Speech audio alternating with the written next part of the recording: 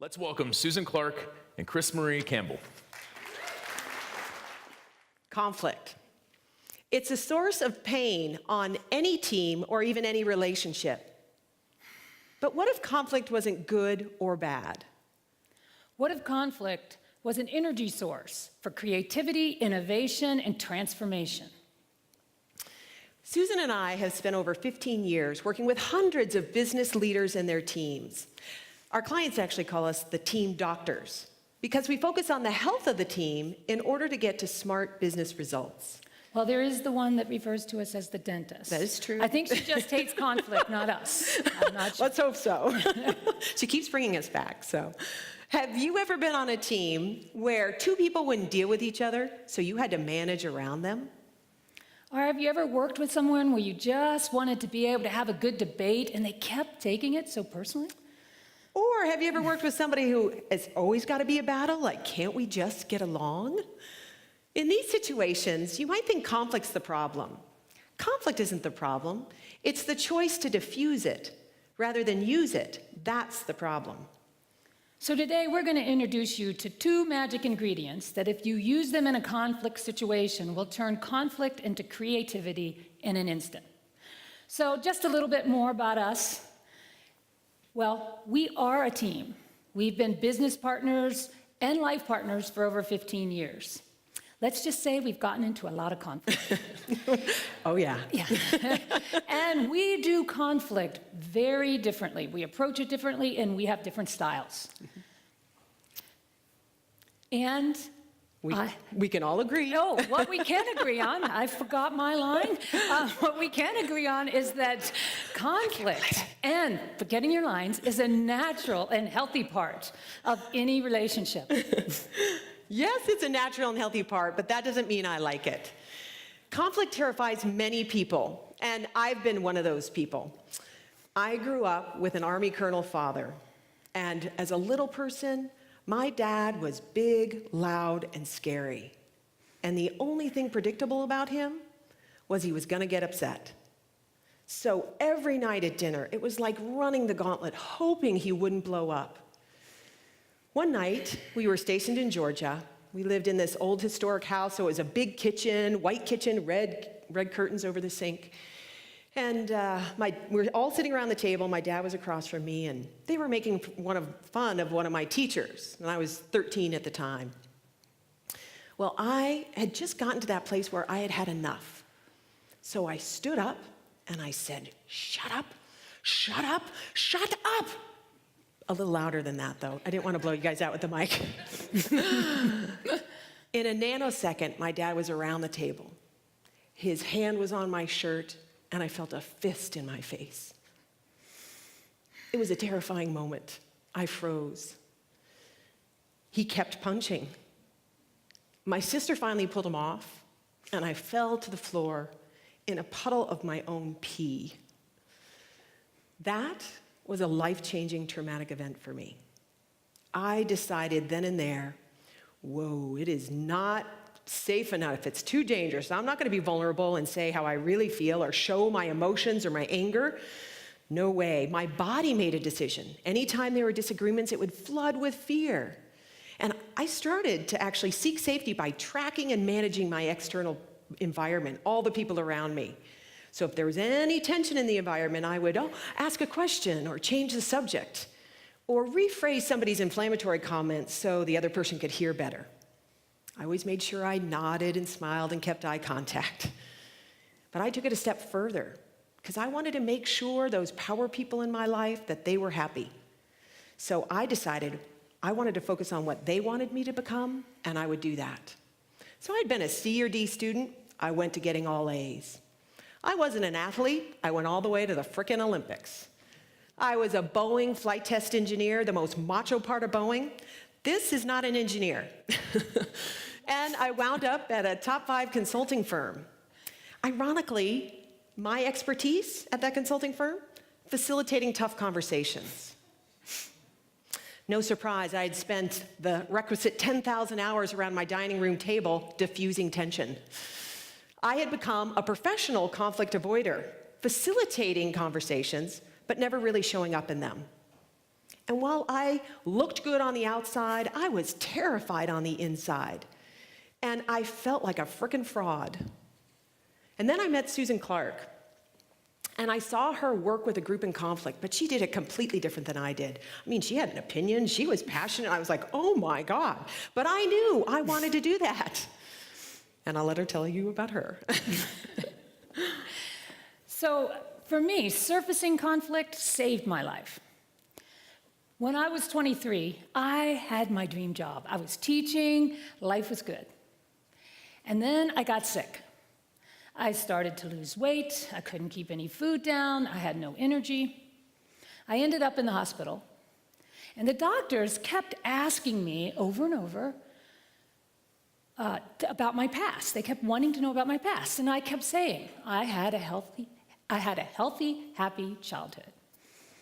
Well, apparently there was a difference between what I was saying on the outside and what they were seeing on the inside. They were seeing a lot of evidence of scarring and sexual trauma. And basically what they said to me is, you need to go get some answers. You need to go ask your family some questions, or maybe go see a psychiatrist. Well, I did.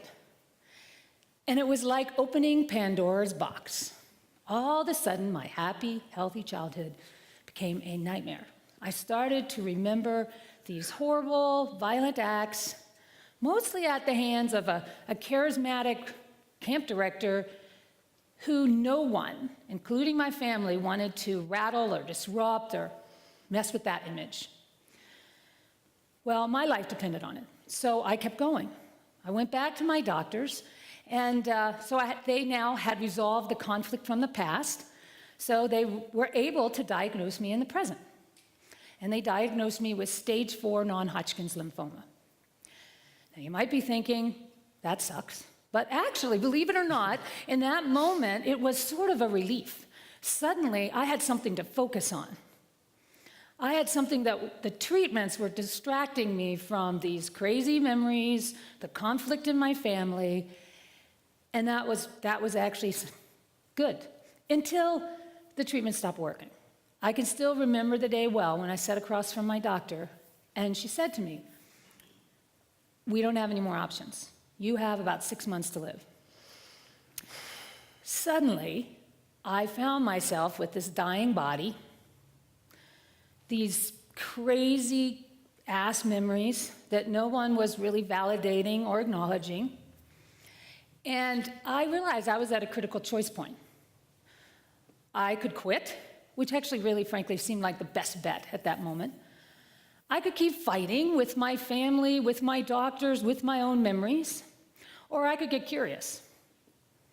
And while that led me to the Haven, ironically to a program called Come Alive. And it was there that I discovered the amazing energy source and aliveness that comes from really surfacing, dealing with, and using conflict. I won't kid you, it was hell. But that experiencing of surfacing conflict changed my life, saved my life. So you just heard our two very personal stories, which we don't tell all the time. And I want you to think about your story, what you learned about conflict growing up. Now think of a team you're on now or a significant relationship. How do you deal with conflict today? Conflict isn't good or bad, but I'm not kidding you. You're not crazy, it's hard and uncomfortable. And that's because our nervous system gets fired and we go into fight, flight, or freeze. And we all have our own personal triggers. Mine is anybody getting upset in the environment, and I get really anxious. My body floods with fear, and I want to run. Well, mine, if I'm around people who are really nice and polite and not saying stuff, I actually start to think they're up to something dangerous. And I go to fight. You know? So the got me into a little trouble, I will admit. You know. The question I had to ask, and you may want to ask, is do I want to let my nervous system control me and limit me? So you probably are wondering, why are we talking about all this personal stuff? And how does this relate to business and teams? Well, business is personal. And we still have business to do. So cue Lego movie. Because this is what people think a team's going to be like. Everything is awesome. Everything is cool when you're part of a team. Everything is awesome. Oh, thank you. But that's not what happens, really. No, what really happens on a team is you do start out with an awesome vision. Great. So you gather some smart people, and they are passionate about your cause. And all of a sudden, these smart people start having very different opinions. And then those different opinions come with strong emotions because they've got a lot of passion. And you're stuck in, I'm right, you're wrong, and we're smack dab into conflict. Now, we don't like conflict. So most people choose to diffuse it.